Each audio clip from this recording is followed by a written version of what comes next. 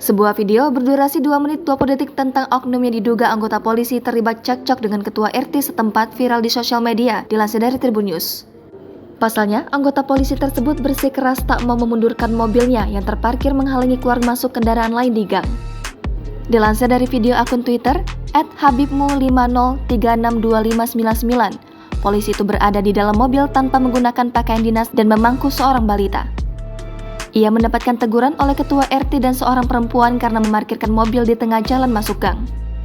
Dalam rekaman, terdengar suara si perempuan yang mengatakan ingin menggunakan akses jalan tersebut. Namun, karena polisi tersebut tak mau minggir dan masih saja memarkirkan mobil di tengah gang, perempuan itu pun meminta si polisi memundurkan mobilnya.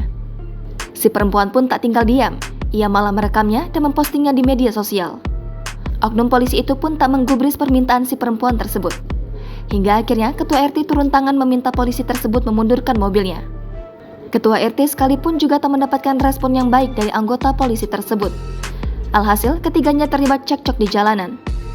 Oknum yang diduga seorang polisi tersebut sempat berteriak mengatakan tidak bisa memindahkan mobilnya. Merespon hal itu, ketua RT pun tetap berupaya untuk terus membujuk oknum polisi tersebut. Bahkan terlihat ketua RT tersebut berupaya mendorong mundur mobil tersebut dari arah depan mobil oknum polisi. Pada akhirnya, oknum polisi itu mengalah dengan cara memajukan posisi parkir mobilnya. Atas viralnya video ini, Menteri Koordinator Bidang Politik, Hukum dan Keamanan atau Menko Polhukam, Mahfud MD pun ikut berkomentar. Melalui unggahannya yang ia repost dari akun tersebut, Mahfud MD pun ikut mengomentari tindakan yang dilakukan oleh oknum polisi tersebut.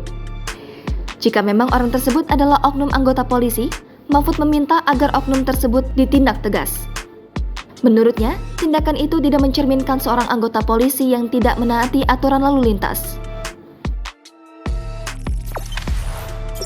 Jangan lupa subscribe, share, komen, dan like ya!